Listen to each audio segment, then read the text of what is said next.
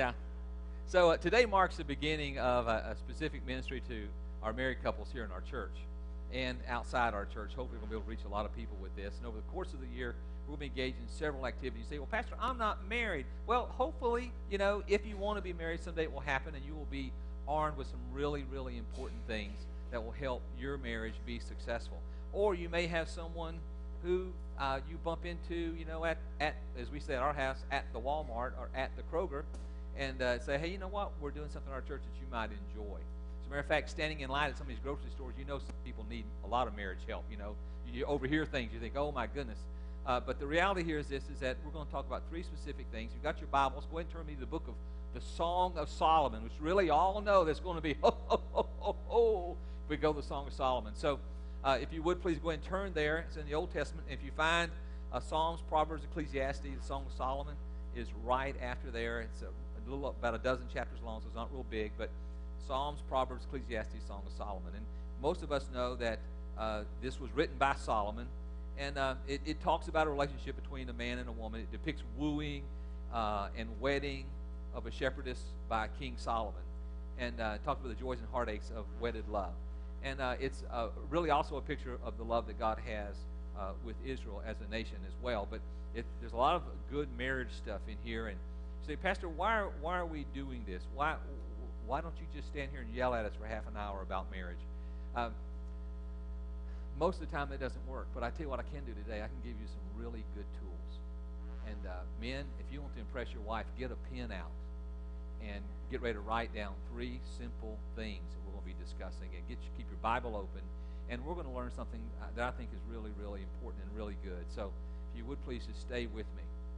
I believe that every marriage needs three things. Every marriage needs three things. And as we sort of walk into this, let me just sort of unpack a couple of thoughts with you, if I may. I believe that every marriage has a personality. Every marriage has a way of couples relating to each other. And sometimes that can get off track. And really good people, sweet people, nice people, people that you love, their relationship has got stuff in it that doesn't need to be there. And at my house, in my closet, I have accumulated like T-shirts and odd socks. Where do socks go? You might know where they go. It's like, where did this sock come? Where's the other one? I think dryers eat socks. I really, really do. But with that being the case, I have a place in my closet that Luann said I can put anything I want to there. And stuff is coming out of those two drawers. And I made a decision. I am going to clean those out. I have T-shirts from 1963 in there. They are going away. I'm getting rid of them. I really, really am. And while I'm doing that, I'm going to fix a slider on the drawer so it doesn't fall and hit me on the foot every time I pull it out. You might know what I'm talking about. Sometimes we need to take a look at stuff that have been long-standing in our lives. We need to ask ourselves the question, when was the last time this has done me any, say it with me, good? A great thing to remember. And sometimes we look at our lives and we ask ourselves the question, do I have to hold on to this attitude or this feeling or this unforgiveness or this habit of interacting? And I think somewhere down the line we have to draw a line in the sand and say, I'm not going to do that anymore for my benefit, for the benefit of my spouse, and for the benefit of my marriage. I am going to change the dynamic by getting rid of the things in my marriage that aren't doing me, say it with me, any good. So three things that we're going to talk about very quickly. If you would please write it down. Number one, I believe every marriage needs daily delay. Write it down. Daily delay. We'll talk about that a little bit. Daily delay is that opportunity to take 15 to 20 minutes every day where you and your spouse get together and just sort of stop the whole world, get off the merry-go-round for 15 or 20 minutes. And for you may start out with 5 to 10 minutes or 10 to 15 minutes, but hopefully it'll be so pleasant and you'll want to do it so much with each other that you stop and realize the benefit of that. We'll unpack it in a second. Number one, daily delay, where we take 15 to 20 minutes and we set everything else aside just for that person. Number two, weekly withdrawal. Weekly withdrawal. Okay, men, write it down. That's weekly withdrawal, where we stop and we focus on our spouse exclusively. And finally, we're going to talk about this idea of annual abandon. Annual abandon. Have you ever gone somewhere with your spouse and when you get there you realize, wow, I never saw him in this light, or I never saw her in this light. And everything is that we have just sort of like had to live with is not here, and we rediscover that person that we knew years and years ago. So those three things: daily delay, say it with me, daily delay, weekly withdrawal, annual abandon. Daily delay. Which 15 to 20 minute period of time every day where you and your spouse need to get together. It should be distraction free. Just everything. Just stop it all and just look at that person. Let me show you something. It's found in the book of Song of Solomon, chapter 1, verse 14. Solomon, chapter 1, 14. Are you there? Okay. Listen to what he says. He says, my beloved is to me a cluster of henna blooms in the vineyards of En-gedi. Wow. What's he saying there? He's saying that in the vineyards of En-gedi, number one, Louie and I have been to En-gedi, and En-gedi is about 5 miles north of the Dead Sea and west of the Dead Sea. And at En-gedi, there is amazingly cold, fresh water right there. It's beautiful. And for centuries, that cold, fresh water flowed right out of the mountains into the Dead Sea and nourished it along with the Jordan River. Today, at the end of that stream, they have a pump station, and they save every drop of water out of En-gedi, and they sell bottled water from there today. And none of that water reaches the Dead Sea. And they said this. They said that their Dead Sea is so sick that it died years ago, and it doesn't do any good for that water to go in there, so they save it and they let people drink this beautiful, fresh, clean water. And it is a wonderful place. It is an oasis in the middle of the desert. So when he says here that my beloved is to me a cluster of henna blooms, this beautiful flowers in the vineyards of En-gedi. So we stop and say, what do you do when you're taken by surprise by something that is beautiful in a deserted place? And my encouragement to you is this, is stop and realize that the time that you get that daily delay is like a place in the middle of a dry, barren land to go to find refreshment. That when we stop and say, you know what, I am going to focus on you for just a few moments and give you a chance to focus on me for a few moments and tell me what's going on in your heart, in your life. In the Song of Solomon, chapter 1, verse 17, it says this. You see, it's not only a place in the midst of a dry, barren land to go to find refreshment, but it's also a safe place. Look at verse 17. The beams of our houses are cedar, and our rafters of fir. What he's saying here in this passage is this. We're talking about safety, where there's beauty and there's safety, where we can say to that person for those few moments, I want you to be who you are. I don't want to change you. I don't want you to become someone you aren't. Did you know that as a pastor, I get to listen to people tell their stories? And sometimes people tell me the most amazing things. And you know, one of the worst things I can do when I'm listening to people tell their stories, because they just lay it all out there, you know. The worst thing I can do is let my jaw drop and go, you did that? Are you with me? Yeah, that once that happens, they go, okay, I've gone past his ability to tolerate truth. What I have to do is be fully engaged in the story to the point that they know I'm interested in what they're saying. And did you know that every husband is a counselor to his wife, and every wife is a counselor to her husband? And that one of the most important things that we could say to our spouse is, tell me more. I want to hear more. Say, Pastor, we've known each other for, 30 or 40 years. There's nothing he could say or nothing she could say that I don't already know about him or her. And you know what? I know that's not true, because Glenn and I have been married for 35 years, and she still says things. She told me something yesterday that I did not know about her. Sitting at Five Guys, I learned something about my wife yesterday. And I honestly didn't know, had no idea that was a part of her thinking. And I thought, wow, that's interesting. That is really amazing. I understand that. And I've been around it all these years, but now I understand what she's talking about. And it wasn't bad. It was just who she is. And the truth is this, is that when people feel safe, especially your spouse, he or she can say things to you that they wouldn't tell anybody else in the whole wide world. And our responsibility as a spouse is to make sure that that person feels so safe that they can say anything to us and know that they are loved. That they're loved. So he says here in verse 17, the beams of our houses are cedar, that means they're strong, and our rafters of fir. So we have to stop and say it's a place in the midst of a dry, barren land to go for refreshment, and also it's a safe place. I don't want you to become someone you aren't. With daily delay, you're not going to let things build up. Have you ever gone through your marriage and not really communicate to your spouse, and they do something and it irritates you, and then the next day do the same thing, it irritates you, and you think to yourself, if I just would let that go, everything would be okay. But very often what we do is we accumulate offenses.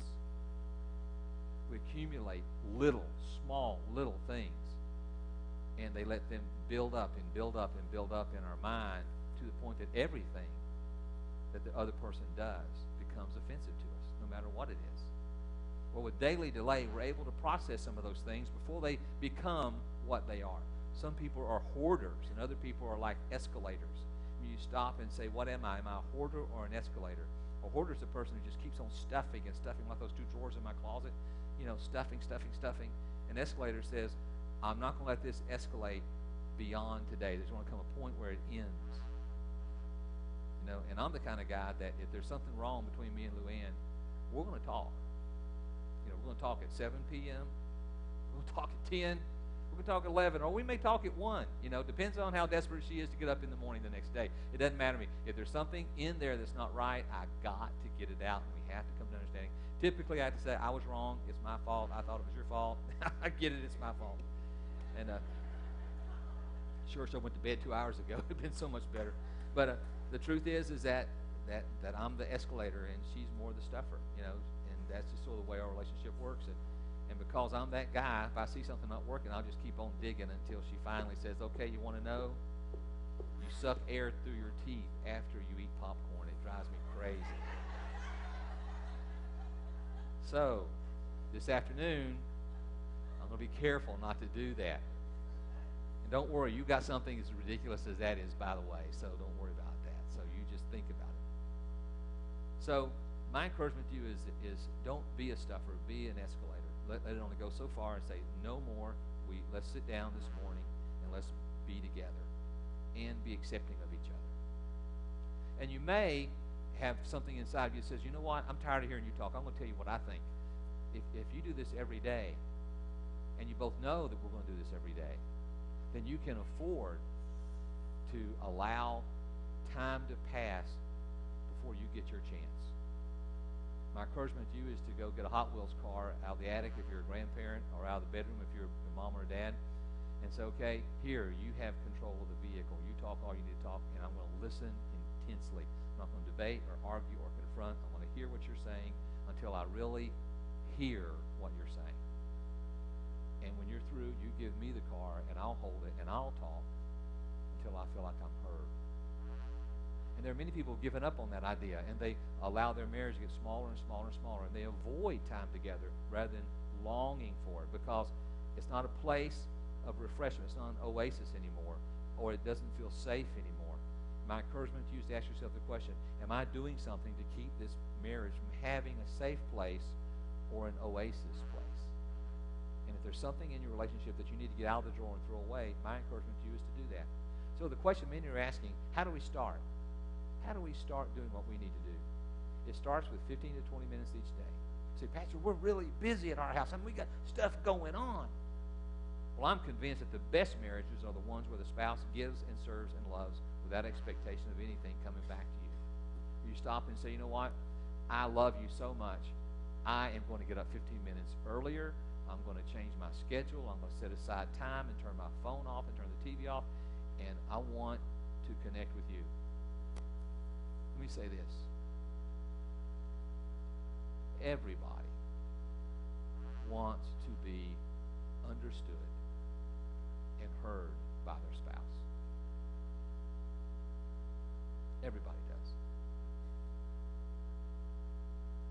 And some of us have given up on that. We have set that idea aside and we've just let it go. And my encouragement to you is to stop and say, you know what? If a daily delay is a beginning process of having a marriage that's fun, then I want to start that. And if you're too busy to set aside 15 minutes for your spouse, then probably you got something else going on. We should be able to find 15 minutes no matter who we are, especially for something as important as our marriage. So my encouragement to you is to step back and say, okay, how do I do this?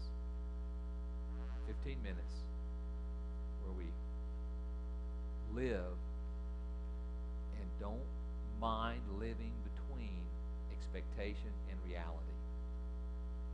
This is the way things are. This is the way I expect them to be. And stop and say, right here in that gap between expectation and reality is where I want us to begin to close the gap so that expectation and reality meet each other. That narrow gap. And when you narrow that gap between expectation and reality, that's where you experience something where you say that you didn't realize that it could be this great. And my encouragement to you is to say, you know what? Let's work on this. Let's really listen and communicate and hear our spouse's heart. The second thing I said was weekly withdrawal. Do something memorable, maybe crazy, or something your spouse really loves. Did anybody here ever roller skate when you were younger? Yeah. Did you like it? Yeah. I loved roller skating. It was so much fun. They have a roller skating rink over in Savannah. Anybody know that? Yeah. And they've got this guy over there, no doubt, that used to be really good. He's thin. He could, you know how they do? They like do this and they skate. Well, now he's 68 years old and he still does it. And he still wears bell-bottom pants and a band around his head, and he's still going like this. And he loves to get your attention. So, you know what? If you skated before, you could probably skate again. Other than Greg Hollis, it's going to take a while for him to get there. But still, the point being is that we can do something as young couples, as couples, that we did in the past to create a memory, whatever it may be. My encouragement to you is to say, you know what? We are going to set time aside, regardless of what it may be, and go do something that's memorable, maybe crazy, or something that you know that your spouse really, really loves. Something you'll be talking about in 2 months or 2 years or even 20 years from now. Do you remember when we did 29 years ago, Luann and I went out and played golf with some friends of ours over at Rose Hill Plantation. And Luann had never played golf in her life. And you know what? It was one afternoon, 9 holes of golf, and we still talk about that afternoon we went and played golf with the other couple. It's a memory that we'll never forget. And my encouragement to you is to ask yourself the question, am I doing anything that my spouse is going to remember? Look with me at the book of Song of Solomon, chapter 2, verse 8 and 9. He says this. The Shulamite says, the voice of my beloved, behold, he comes, leaping upon the mountains, skipping upon the hills. My beloved is like a gazelle. Say it with me, gazelle. Or a young stag. How about that, guys, huh? Whoa. Behold, he stands behind our wall. He is looking through the windows, gazing through the lattice. That doesn't mean he's peeping Tom. What it means, he's really excited. He can't wait until his date is ready to go. He's so looking forward to it. And you stop and you read that and you think to yourself, wow, how much excitement would there be? Do you realize that even though you may have been married 5, 10, 15, 20, whatever it may be, if you were to, guys, you would tell your spouse, this coming Friday night, I'm going to rent a car, a convertible, if you don't have one, from Enterprise Rent-A-Car. I'm going to pick you up at 8 o'clock, and we are going to have a blast together. You say, well, Pastor, that's like $39. Yeah, $39 for one day. Come on, give me a break. Okay? Or something to make that time special. And talk about it all week long on your daily delays, what you're going to do. And do something that you remember, that you enjoy doing. Many marriages die from sheer boredom. Can somebody say amen to that? That you just a lack of effort. And my encouragement to you is to step back and say, you know what? Yeah, we used to do things that were fun. Well, what happened? You can go back and do them again. Most of us are able, to do many of the things we've always done in the past, and we stop and say, you know what? I want to create excitement in my wife's life, and I am going to be creative as a man and every week I'm going to try to come up with something that she likes or that I like that we will remember years from now. Look at Song of Solomon chapter 2, verse 10 through 13. He goes on to say this, my beloved spoke and said to me, rise up, my love, my fair one. How about that, Luann? If I said that to you, would that be cool? Yeah, she's shaking her head.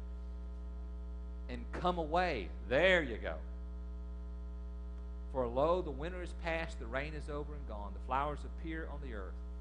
The time of singing has come, and the voice of the turtle dove is heard in our land. The fig tree puts forth her green figs, and the vines with the tender grapes give a good smell. Rise up, my love, my fair one, and come away. Let's go do something. It's beautiful out. It's wonderful. Let's go have a good time. There's so many great things. We live in Hilton Head, South Carolina. What is there not fun to do around here? I mean, it is amazing. As a matter of fact, there are some plantations, some neighborhoods where they have people who actually specialize in making sure the people who live there are having a good time. So you stop and you think to yourself, you make a list of all the things you'd like to do as a couple and begin to have fun and enjoy things that are crazy, things that are different or unique, things that you want to do. Have a picnic on the beach, whatever it is. Go rent a bicycle. Do something that creates a sense of anticipation with your spouse. A weekly withdrawal. You see, if you don't do it for your spouse, who's going to do it with your spouse? Take time to value the other person so much that every week you do something that's memorable. And the final thing we're going to talk about very quickly is an annual abandon. It's a micro date. This is a big one. It's where you step back and you say, wait a minute, I need to take time, not only on a daily basis, not only once a week, but also on an annual basis or some other schedule, and say, what can we do that will help us to rediscover our lives together?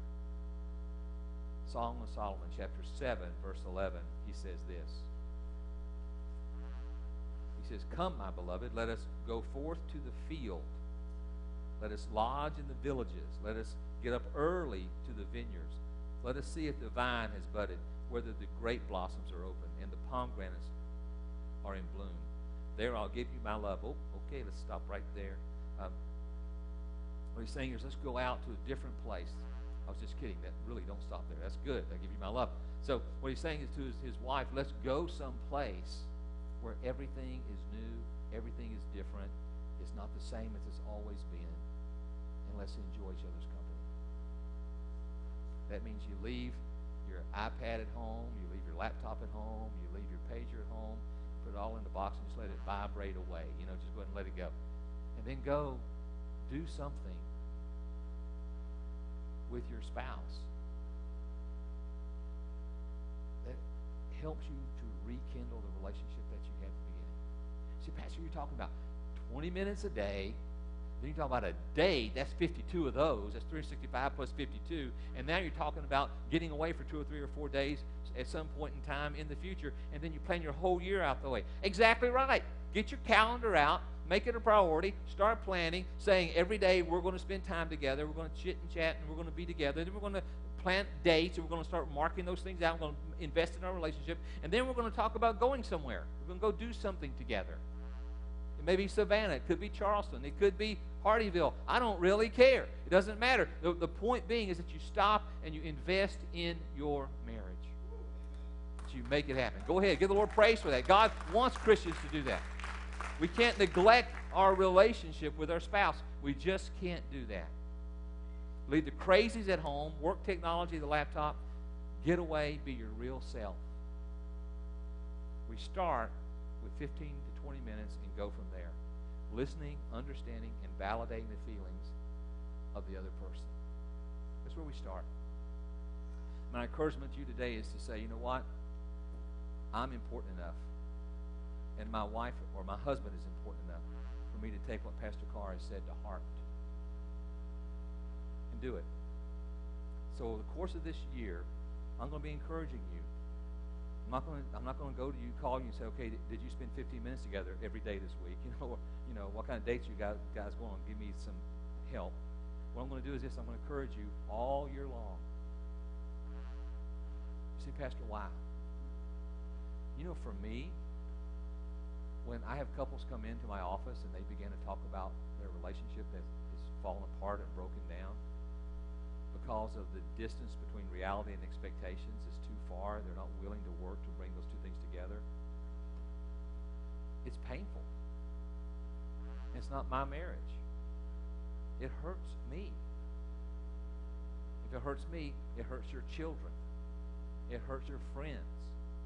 It hurts you. It brings nothing but pain. Wouldn't it make sense to take only 20 minutes a day to connect with your spouse? Wouldn't it make sense to take one evening a week away from Fox News or whatever? Wouldn't it make sense to take 3 days a year to make sure that all the pain that's avoided by a strained or broken relationship doesn't occur in your life? So, to help get you started, we have a box of dice out there in the lobby, and we have the very first date night sheet. Ladies, this is options. You have options, and you get to pick and create your own date night with this. And it has all kinds of descriptions of things to do before you go to dinner, questions to ask during dinner, not like budget questions. They're not on the table. They're off. And then you get to roll the die to see what the next mysterious thing is. And it's going to be, say it with me, fun. We're going to have a great time. So, by all means, I would encourage you to pick up a die and to pick up one of these cards and then say, this week, on this night, we are going to have a date together. We commit that. You know what? If you know on Friday you're going to go out on a date and you know these things are going to happen, it's going to be easier to spend 15 minutes together on Monday and on Tuesday and Wednesday and Thursday and to anticipate and to look forward to that. It's going to be easier to say, what does God want for our marriage? Virtually every wedding that I do, at the end of the wedding, I say, Lord, if you would grant these married people such mutual love and affection that they will be able to reach out in love to others in this fallen and broken world. If Luann and I have a good marriage, it gives us the ability to walk with other people through their pain. But if our marriage is strained, we don't have anything left over for anybody else. So I want to encourage you, as you walk out today and get your tickets for the movie, you married couples, pick up one of these die and pick up one of these cards and make it yours. There'll be a little bit more discussion about that in just a